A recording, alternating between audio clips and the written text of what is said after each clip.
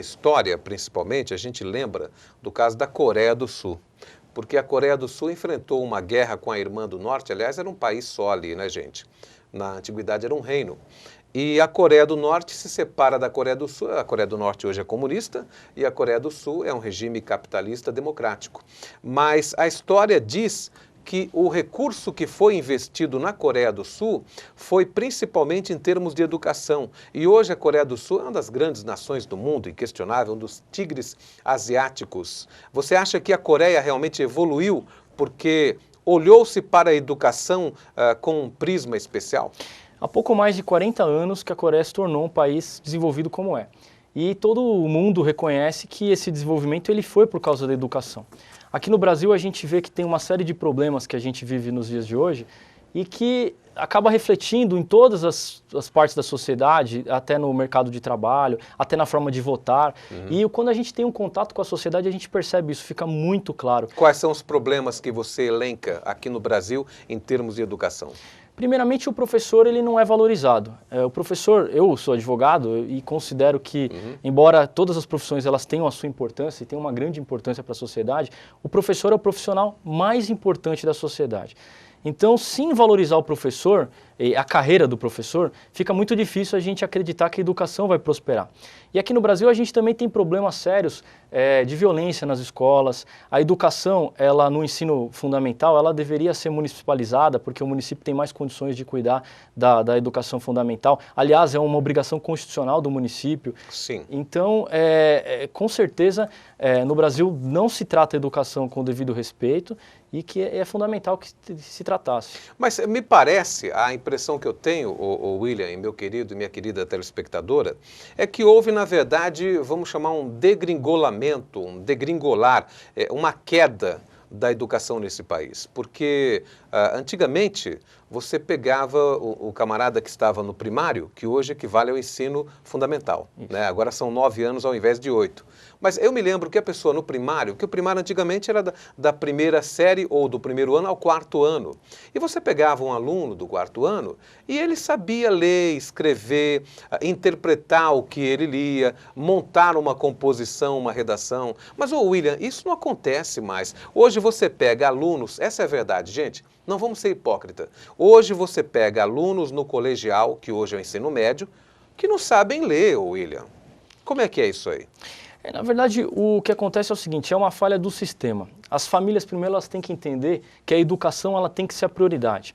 Nós estamos aí próximo do segundo turno da eleição e a gente precisa discutir mais a educação. Os professores, eles têm que ser mais valorizados, sim, mas tem que ser uma prioridade de política pública. Toda a sociedade tem que cobrar dos seus governantes uma prioridade na área de educação. Isso tem que ser o primeiro tema a ser debatido. Então, o que eu vejo é o seguinte, tem vários problemas na educação que a gente pode discutir aqui ao longo do programa, mas a maior parte dos problemas é que a nossa sociedade não coloca isso como prioridade. A gente acha bonito falar sobre educação e tal, mas na hora de cobrar das políticas públicas a gente não cobra de fato. Mas você não acha que essa não repetência, ou seja, essa chamada progressão continuada, não é isso? Que o camarada hoje, a criança, o jovem, ele passa de ano sem ter mais aquele exame no final do ano. Você não acha que isso acabou complicando o aprendizado da juventude? A progressão continuada como método, como sistema, ela não é ruim. Por quê? Porque o objetivo dela é fazer uma avaliação diária do aluno.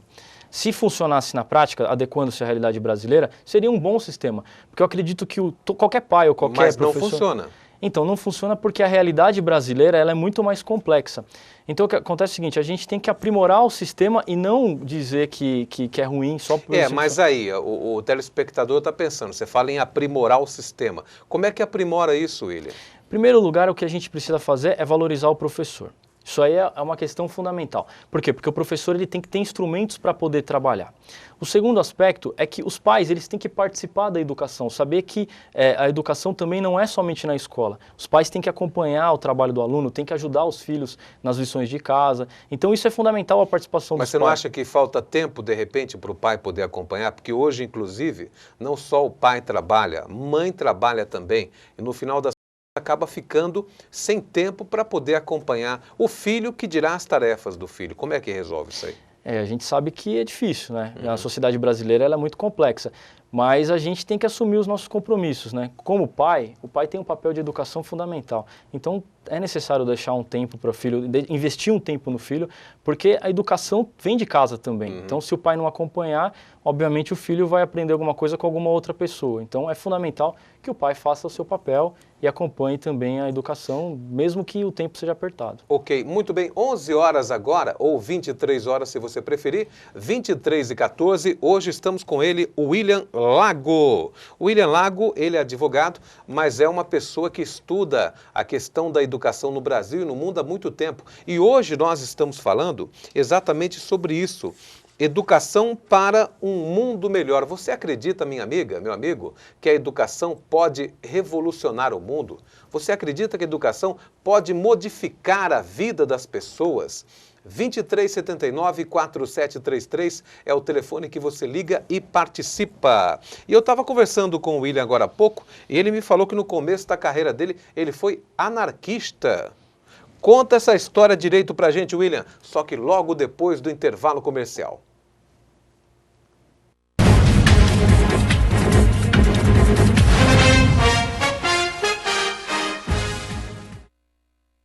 Não existe nada mais emocionante do que amamentar.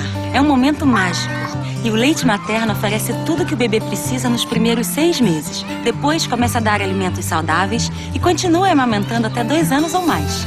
E quando você tem o apoio da família, dos amigos, da empresa onde trabalha e de todos à sua volta, como eu e Pedro tivemos, fica tudo muito melhor, né, filho? Seja também um amigo do peito. Apoie a mulher que amamenta.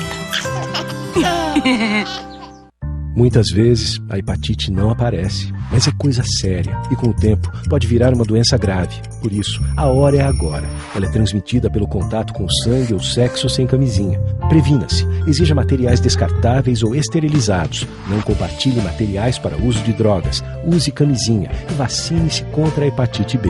A vacina é para todos até 24 anos. Saiba mais. www.hepatitesvirais.com.br. Você fica constrangido quando encontra uma pessoa com deficiência? Então, está na hora de mudar. Deficiência não é doença e essas dicas são para você. Ao encontrar uma pessoa cega, toque em seu braço e se apresente antes de começar a conversa. Para caminhar, coloque a mão da pessoa cega no seu ombro ou no cotovelo dobrado. Deixe que ela acompanhe o seu corpo e avise com antecedência sobre a existência de barreiras. Nunca faça carinho ou dê alimentos ao cão-guia. Ele está trabalhando para o cego e não pode ser distraído. O cão-guia também pode entrar em qualquer ambiente público. É um direito garantido por lei. Cidadania é saber conviver com as diferenças.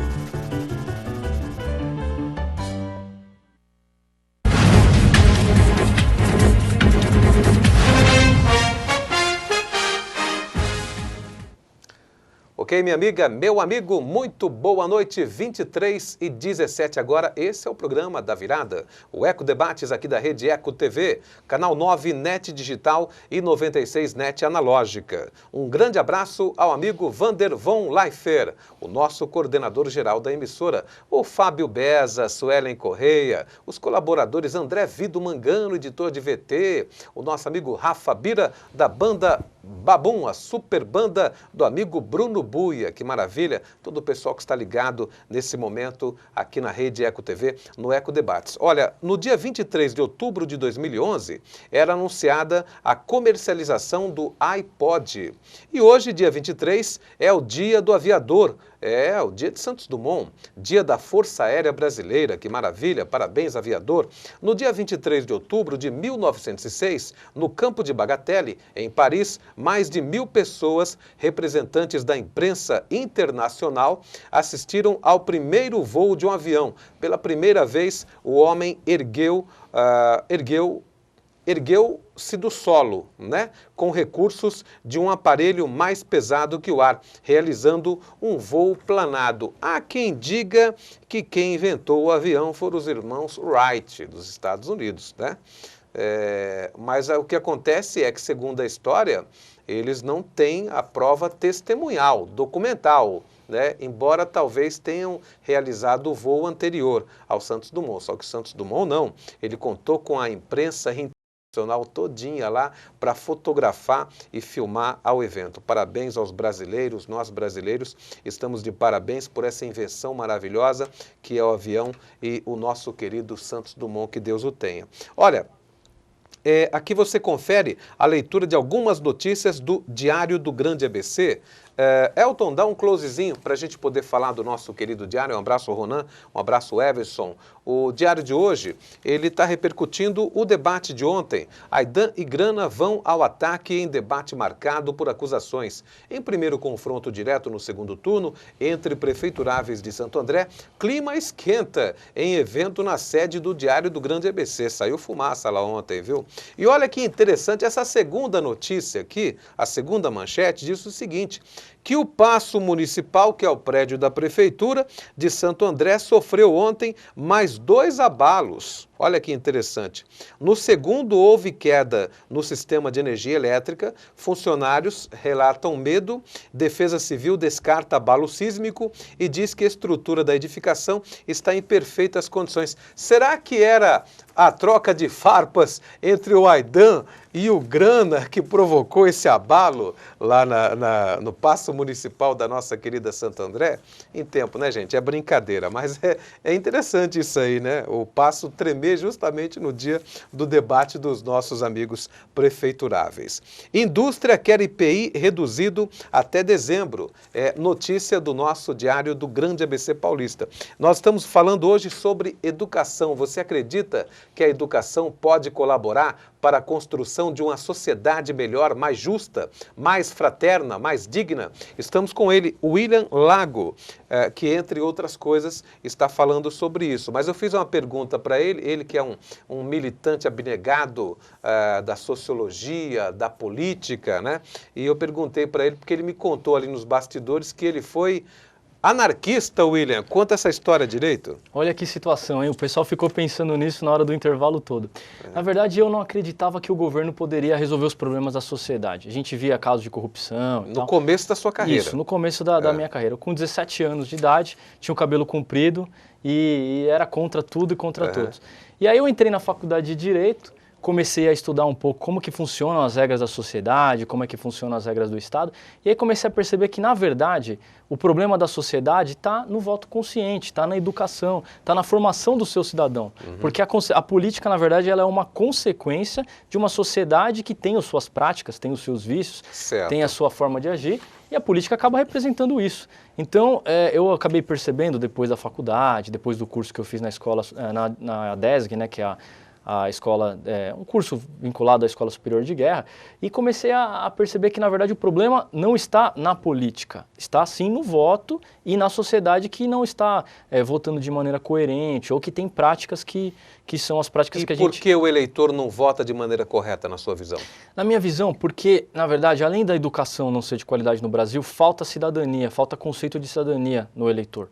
O eleitor, ele precisa perceber que ele faz parte do sistema político. E como é que faz para o eleitor perceber isso aí?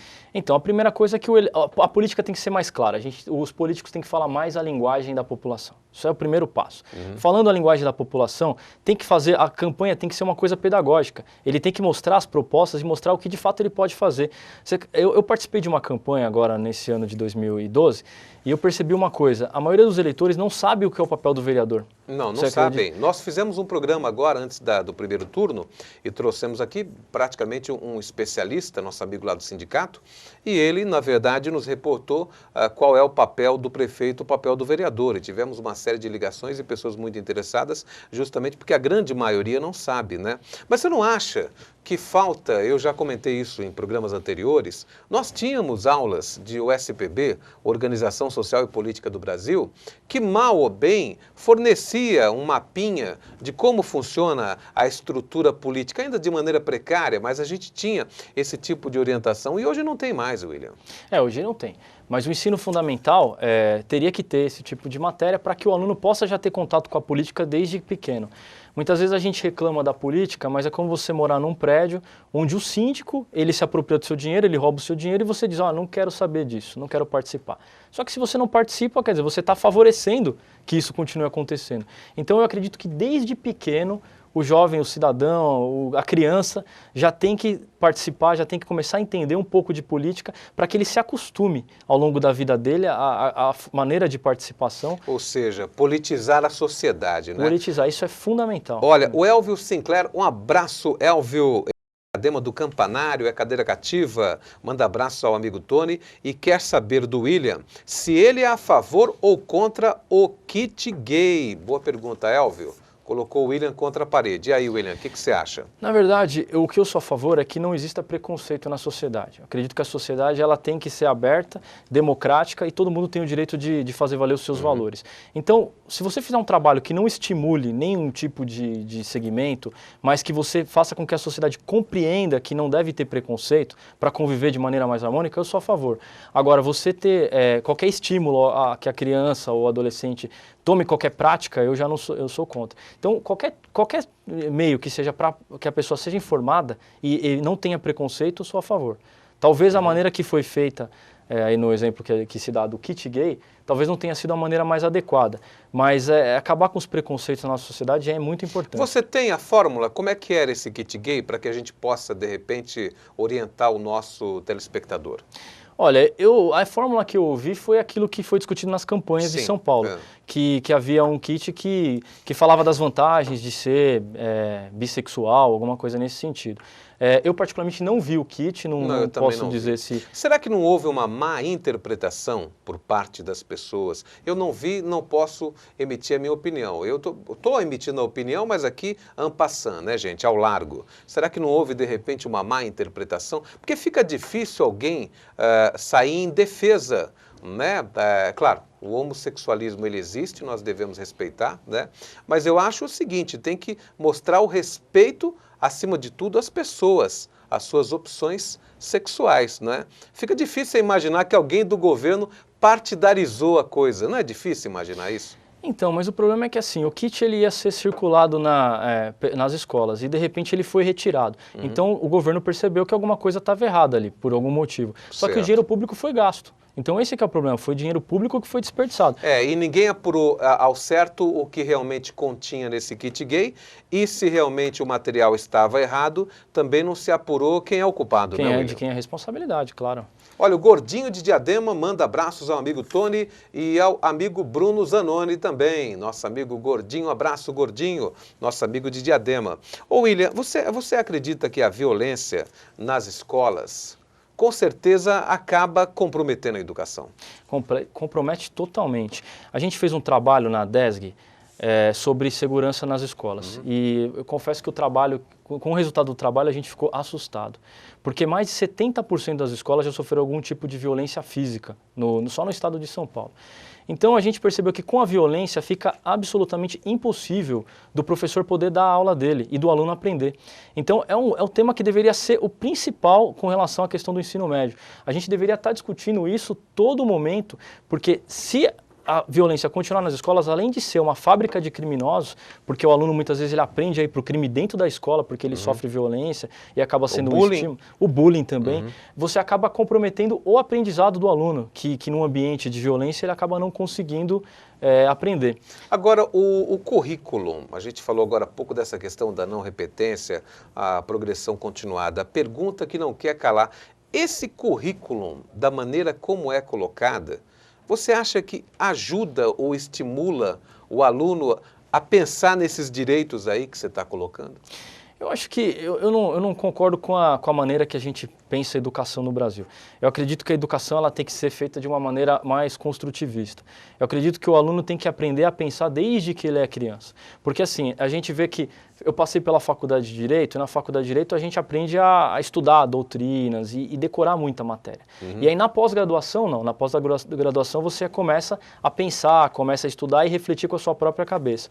Eu acredito que isso já deveria ser logo no começo, porque aí você ajuda, estimula que a criança, o adolescente, em todas as fases da vida, aprendam a pensar e tirar suas próprias conclusões. É claro que o conteúdo é fundamental, é preciso que você tenha conteúdo, porque senão o aluno se forma sem saber nada. Mas é importante que o conteúdo seja passado de uma maneira construtivista.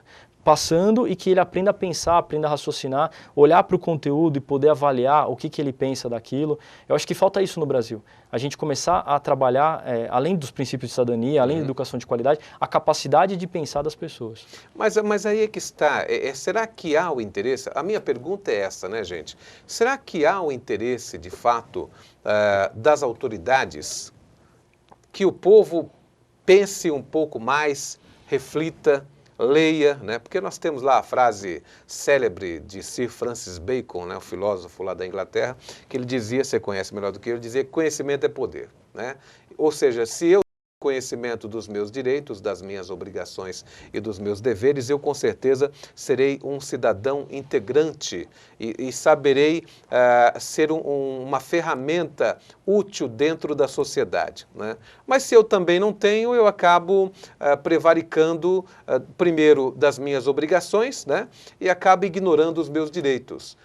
Será que não há um tipo, não vamos dizer máfia, porque a palavra é muito pesada, né? Muita gente diz. Mas será que não existe uma acomodação da classe política nesse sentido, de tentar barrar também um pouco mais de cultura ao povo? O William vai responder daqui a pouquinho, logo depois do intervalo.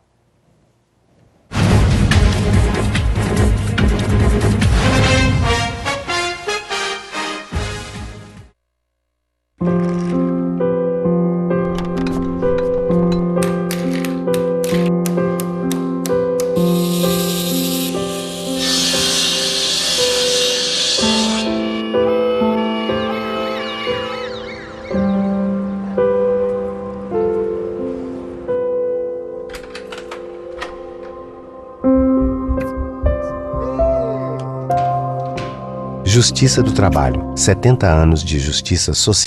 Cada 3 segundos, uma criança morre. Resultado da miséria absoluta. E o pior, todas essas mortes poderiam ser evitadas. Junte-se à chamada global para a ação contra a pobreza. Não queremos o seu dinheiro. Queremos a sua voz.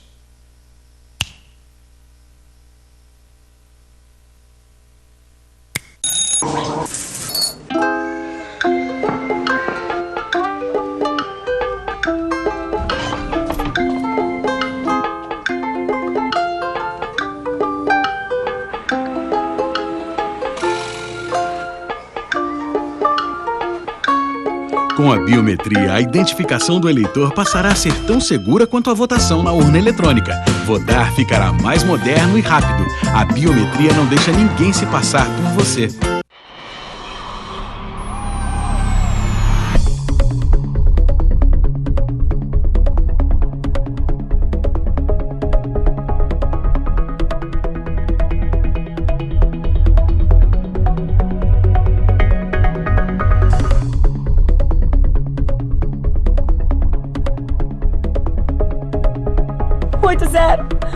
Eu preciso de ajuda. A violência contra a mulher é todo ato que cause morte, dano ou sofrimento físico, sexual ou psicológico em casa ou na rua. No Brasil, uma mulher é assassinada a cada 2 horas. Os agressores normalmente são os namorados, maridos, parceiros ou ex-amores. Muitas mulheres já enfrentaram a violência e lutam pelos seus direitos. Mudar esta cruel realidade é dever de todos nós. Eu sou Maria da Penha. A Lei 11.340 leva o meu nome porque eu também fui vítima de violência doméstica, como muitas mulheres no nosso país. Denuncie a violência contra a mulher. Diz que 180 ou vá à delegacia mais próxima.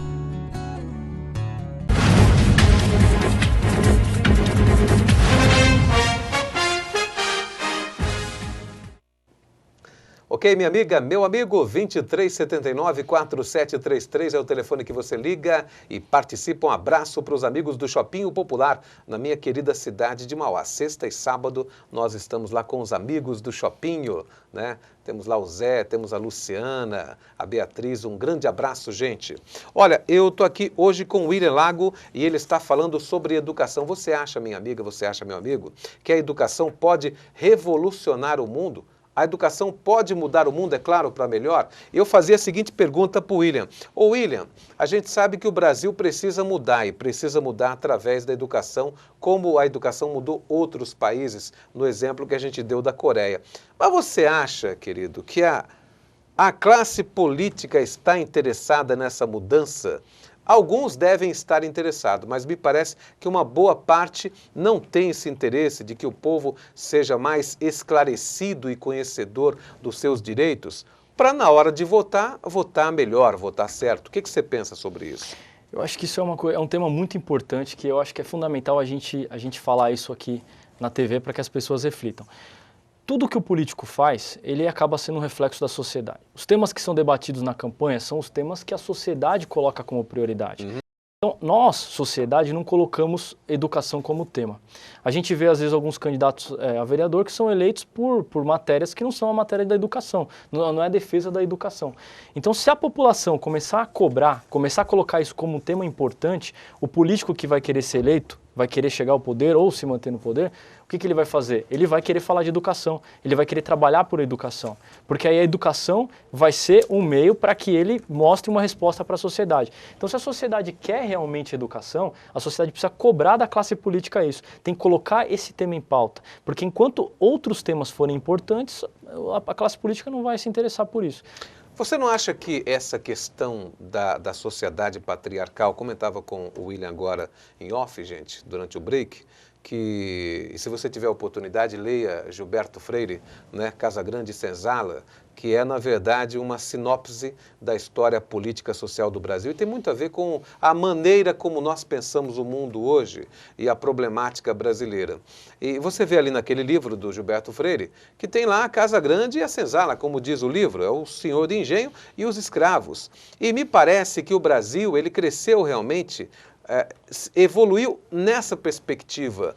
Tanto é que me parece que nós sempre estamos procurando um líder político como se fosse um pai. A gente percebe isso. O Brasil teve rei, né? O Brasil teve imperador. Me parece que foi a única nação da América que teve rei aqui no continente americano. Não faz parecer que nós também, povo brasileiro, precisamos fazer o nosso meia culpa, minha máxima culpa, né? E talvez tentar se inteirar um pouquinho mais para poder votar melhor? Não é por aí, William? Não, sem dúvida, sem dúvida. A cultura brasileira, ela tem uma série de coisas positivas e negativas, né? Os vícios culturais que a gente observa no trânsito, isso são terríveis para a sociedade. Agora, por outro lado, a gente também tem a capacidade de adaptação. Você coloca um brasileiro em praticamente qualquer país do mundo e ele se adapta. Só que essa adaptabilidade também faz com que a gente acabe se confortando com certas situações. Isso faz com que a gente não tenha vontade, até pelo conforto, de lutar pelos nossos direitos. É uma certa acomodação. É uma certa acomodação, que para efeito de adaptação é bom. Acaba sendo viável, só que por uma questão de lutar por direitos acaba sendo inviável. Então muitas vezes numa empresa você acaba não brigando pelos seus direitos porque está confortável ali, eu estou bem no meu emprego e tal. Às vezes você acaba vendo uma coisa errada, mas eu vou ficar quieto, não vou falar nada. Então isso daí acaba prejudicando, porque enquanto o Brasil não tiver também, além da educação, além dos princípios de cidadania, entender que é necessário capacidade de mobilização e indignação pelas coisas que estão erradas, a gente acaba não conseguindo evoluir. Eu tive uma experiência uma vez, estava eu e minha noiva, a Viviane, mandar um abraço para ela, a gente estava andando na rua e vimos uma pessoa jogando papel no chão. E eu falei para ele, pô, senhor, o senhor jogou papel no chão. E ele me ofendeu. Disse, ó, o que você tem a ver com isso? Olha, eu tenho a ver, pô, eu vivo nessa cidade, eu quero essa cidade melhor. Lógico. E quer dizer, as pessoas elas ficam indignadas quando a gente aponta alguma coisa errada, tá na questão cultural. Então é preciso a gente rever, aceitar essa responsabilidade, saber que a sociedade brasileira tem que ser modificada por nós. Eu acho que passa por essa questão da tradição e da cultura. Porque quando você vai pela Europa fora, é muito comum você ver coisas que aqui você não vê, ou ver coisas aqui que você imagina que lá não pode acontecer e não acontece de maneira alguma. Há uma moda endemizada hoje, né, cristalizada entre a sociedade, principalmente entre os mais jovens, de que o camarada é obrigado a ouvir o tipo de música que ele gosta. Né? E se você reclamar, o camarada ele fica com raiva disso, né? Você não acha que isso é falta de berço de repente? De repente as nossas famílias estão tão desestruturadas que as pessoas perderam o respeito um pelo outro? Perderam o respeito e perderam o respeito pela liberdade do indivíduo. Para a gente viver bem, a gente tem que saber viver em sociedade. Isso é importante, isso falta um pouco na nossa cultura e a gente precisa aceitar essa realidade e saber que é necessário mudar. E aí está na educação e na responsabilidade dos pais. Ou seja, é aquele velho bordão, né? O meu direito termina onde o seu começa. Exatamente. A sociedade precisa entender isso, a gente precisa saber respeitar os direitos dos outros. E eu acredito que com cidadania, trabalhando essa questão da cidadania na escola também, mas os pais assumindo a sua responsabilidade em casa, o cidadão ele entende que ele faz parte. Por exemplo, no Brasil a gente vê uma dificuldade do povo entender o que é coisa pública. Você vê quantos alunos que destroem, depredam a escola pública. Às vezes a gente anda no trem e vê que o trem é depredado. Quer dizer, coisa pública é de todos. Então falta um pouco na nossa cultura entender. Não há noção, né? Não há consciência do bem público. Não há consciência. Então, enquanto a gente não entender isso, não aceitar, fica difícil. Fica difícil. Muito bem. Nós temos aqui a pergunta da Cleide Munhoz. Alô, Cleide, um abraço. Ela é de Mauá, da minha querida cidade de Mauá. Zaira 3, que beleza. Ela quer saber sobre o projeto Shelter Box. Como é que é esse projeto aí? Você falava agora há pouco. O projeto Shelter Box é um projeto que o Conrado Orsatti, o dono do escritório que eu trabalho, o escritório de advocacia, ele trouxe aqui para o Brasil, onde você tem umas caixas, onde contém barracas e mantimentos para que uma pessoa que passou por situação de catástrofe possa sobreviver dignamente por um período de até 2 anos. Esse projeto, quando a gente teve o problema daqueles problemas que tiveram no Pernambuco, onde teve os alagamentos... Cheias, né? As cheias. Então o Conrado percebeu que tinha um projeto na Inglaterra, que é uma parceria com o Rotary, e ele trouxe para cá para o Brasil, ele fez a articulação e trouxe para cá e beneficiou inúmeras famílias. Então é um projeto muito bom. No Rio de Janeiro, por exemplo, foi atendido, no Nordeste, várias cidades, no Chile também foi atendido. O governo tem participado desse projeto? Então, o governo, muitas vezes, eles têm cedido os espaços para que as barracas sejam instaladas. Mas, na verdade, financeiramente, não. Não encampara o projeto. Não, mas, na verdade... Que é um bom projeto. É um excelente projeto. Mas as empresas privadas que fazem as doações, elas colaboram e mantêm a estrutura da Shelter Box no Brasil. Ok, o Francisco São Caetano do Sul Cerâmica. Um abraço, Francisco. Você acha que a punição ao bullying deve ser levada à risca nas escolas? Eu acredito que primeiro a questão pedagógica, né?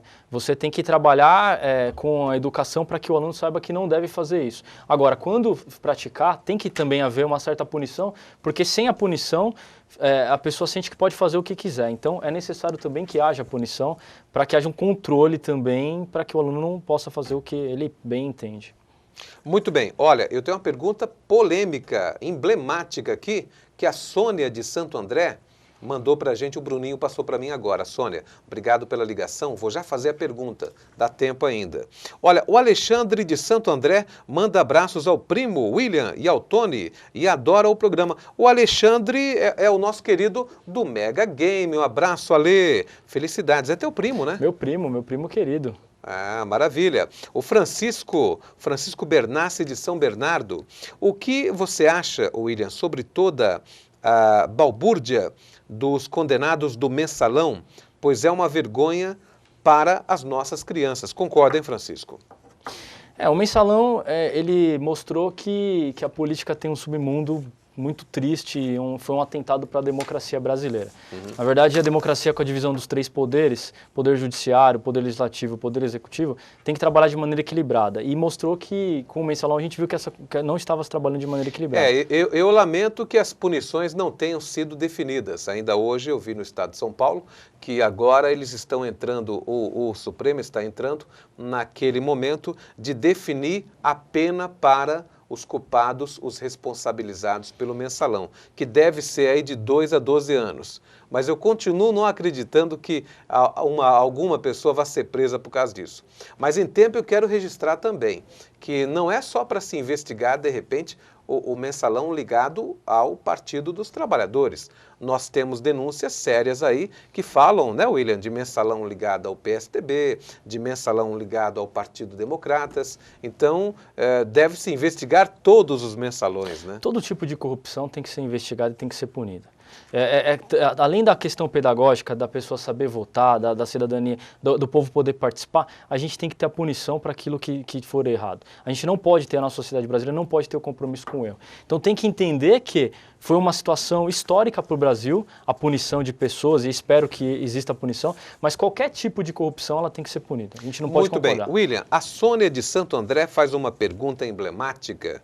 Aliás, ela vai lhe provocar em muito, hein? Eu não queria estar na sua pele, amigo, porque a pergunta, olha, Sônia, você caprichou, hein? Parabéns, hein? Parabéns, Sônia de Santo André. Aliás, ela faz 2 perguntas, William. A primeira é, o que você faria em uma sala de aula quando o aluno falasse para a professora que o Neymar ganha milhões de reais, ô William, sem estudar? É verdade, hein? É sério. E a segunda pergunta... Aliás, complementando ainda a primeira pergunta, que a professora quer que o aluno estude, mas o aluno dá uma resposta para ela mal criada e diz que o Neymar ganha milhões de reais sem estudar e por isso que o aluno ali também não vai estudar. A segunda pergunta é, por que não existem mudanças na lei eleitoral para proibir candidatos sem nível educacional? Tá aí, William. Bom, com relação à primeira pergunta, eu acredito que a professora tem que mostrar que quantos Neymares a gente tem no mundo, né? É verdade. São poucos. Então, o caminho mais comum, o caminho mais certo para que o aluno consiga progredir é a educação, não tem outro. Então, o que fugir dessa regra é exceção e a exceção a gente não trabalha com. Quer dizer, a professora pode virar para o aluno e falar, você é craque de bola? Não, professor, então estude, né? E mesmo sendo craque de bola, nem sempre consegue chegar na situação do Neymar. Outro dia a gente recebeu aqui, viu, Sônia, não sei se você acompanhou, nós tivemos o prazer de receber o capitão, William, que é o capitão do São Paulo, jogou como volante e zagueiro do São Paulo, campeão com o São Paulo várias vezes, jogador de seleção brasileira, e o próprio capitão, ele fala, olha, muitos jogadores tiveram chance, não ganharam dinheiro e também não estudaram, né? E hoje estão numa situação dificílima. De repente é por aí, né? Pode ser por aí. Então, realmente tem que falar que tem que estudar porque é a maneira que a gente tem para progredir na vida. Que é o correto. E a segunda pergunta, por que não existem mudanças na lei eleitoral para proibir candidatos sem nível educacional? Olha, teve uma mudança na lei, vamos falar um pouco sobre a questão do ficha limpa, que é para proibir candidatos que tenham uma ficha suja. Foi uma importante mudança, mas o melhor remédio contra pessoas despreparadas ou candidatos despreparados é o voto do eleitor.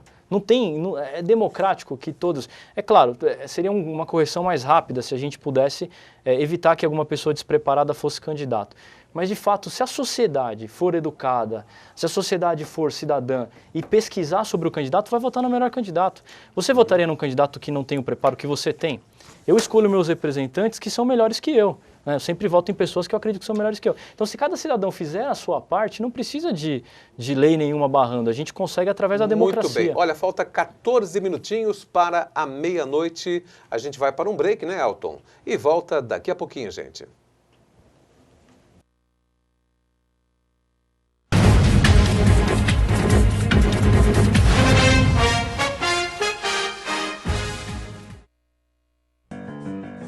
Você fica constrangido quando encontra uma pessoa com deficiência?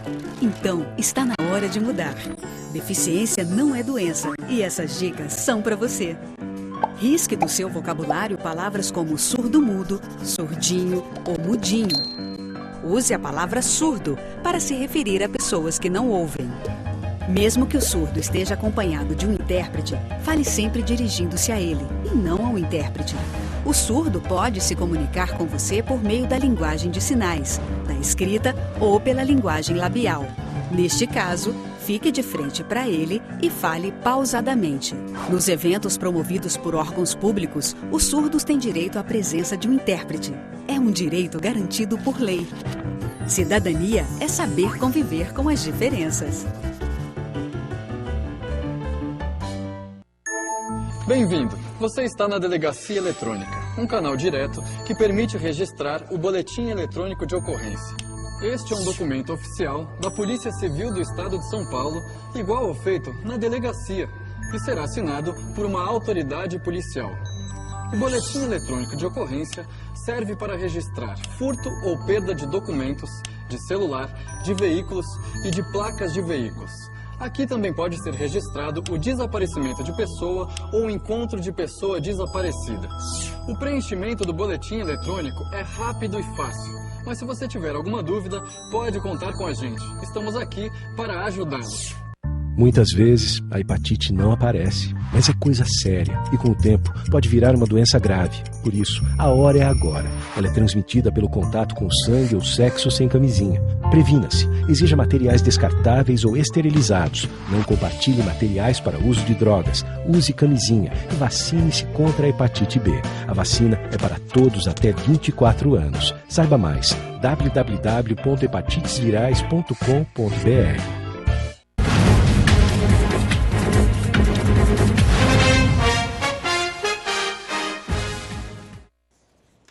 Ok, muito bem. Hoje o tema é o que você acha da educação, ou seja, você acha que a educação pode mudar o Brasil e o mundo? O Eduardo de São Bernardo do Campo, um abraço, Edu, obrigado pela ligação. Pergunta o que o William acha dentro da justiça, essa vergonha nacional do mensalão que não terá punição. Aqui o Eduardo está quase com o mesmo parecer que eu. É o que eu falei, eles estão agora definindo qual será a punição, que será de 2 a 12 anos. Mas eu, sinceridade, custo acreditar que alguém vai ser punido, né, William? Olha, eu espero, como eu sou atuante na justiça, eu tenho que acreditar nela. Acredito que é através da justiça que a gente vai transformar o país também. Então, eu acredito que vai haver a pena sim. A sociedade está sentindo que é um momento diferente que o Brasil está vivendo com relação à justiça. E eu acredito sim que vai haver punição. Você faz parte de uma iniciativa, de um órgão agregado ao Rotary Club, que é o Rotaract. Explica para a gente exatamente o que vocês fazem lá. Rotaract é um grupo para jovens de 18 a 30 anos que é ligado ao Rotary e se reúne para fazer projetos sociais. Em 2006 a gente fundou um clube, o Rotaract Olímpico, que foi o clube que eu fui o primeiro presidente e fundador. E o objetivo nosso é fazer trabalhos sociais. A gente verifica quais são os problemas da sociedade e busca ajudar a resolvê-los. Mas como é que as pessoas podem participar desse projeto? Olha, eu gostaria até de deixar o meu contato no Facebook, né, William Lago, e quem tiver interesse entre em contato com a gente e a gente vai poder convidar para participar de uma reunião e vai conhecer quais são os nossos trabalhos. Agora, na questão de uma comunidade pobre, por exemplo, alguém que está nos assistindo agora, uma pessoa que tem um problema lá na sua comunidade, o Rotaract pode fazer alguma coisa por essas pessoas? Pode, e a gente tem muito interesse de fazer. Se houver problema na sociedade, a gente pede que entre em contato com a gente e a gente vai procurar desenvolver algum projeto para resolver esse problema. O contato qual é mesmo? O William Lago, no Facebook. Certo. Pode entrar não tem um telefone também que pudesse a pessoa ligar? Pode entrar em contato no telefone do escritório, 4436-5871.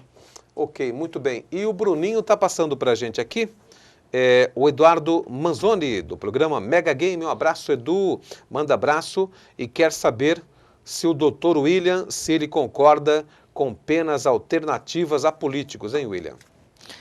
Olha, eu acho que a gente primeiro tem que passar por um período de moralização. E moralizar a política envolve também punir os políticos corruptos. Então, eu acredito que nesse momento é o momento da gente moralizar. Mas o político corrupto, William, ele é blindado pelo mandato dele, deputado, senador, governador, né? Geralmente o cara, para poder ser processado, aí diz, não, ele tem imunidade democrática. Você não acha, como advogado, como homem da justiça, do direito, que precisaria quebrar essa questão da imunidade parlamentar e do político no geral? Então, a imunidade parlamentar ela foi criada para poder proteger o direito de expressão no período da ditadura, o período pós-ditadura. Então, foi um fator importante. Acabou a ditadura, né? Acabou a ditadura. Eu acho que a sociedade agora ela tem que discutir esse assunto e refletir se é válido. Eu acredito que tem certas garantias que não são mais viáveis para a nossa realidade hoje. Então, qualquer questão relacionada à corrupção, eu entendo que tem que ser investigada, tem que ser punida, porque a moralização do país é uma coisa fundamental também e a gente precisa lutar por isso. Você fez muitos estudos sobre a questão do Índice de Desenvolvimento Humano. O Índice de Desenvolvimento Humano, gente, na verdade, ele, tecnicamente falando, ele mede a expectativa de vida, né? E, ao mesmo tempo, o nível de economia e educação de cada país. E aí tem lá uma tabela, um ranking, né, William, sobre esse chamado IDH. Agora, eu traduzo da seguinte maneira, o IDH, ele diz se a pessoa que mora naquele país, ele tem uma vida digna ou não tem. Grosseiramente seria isso.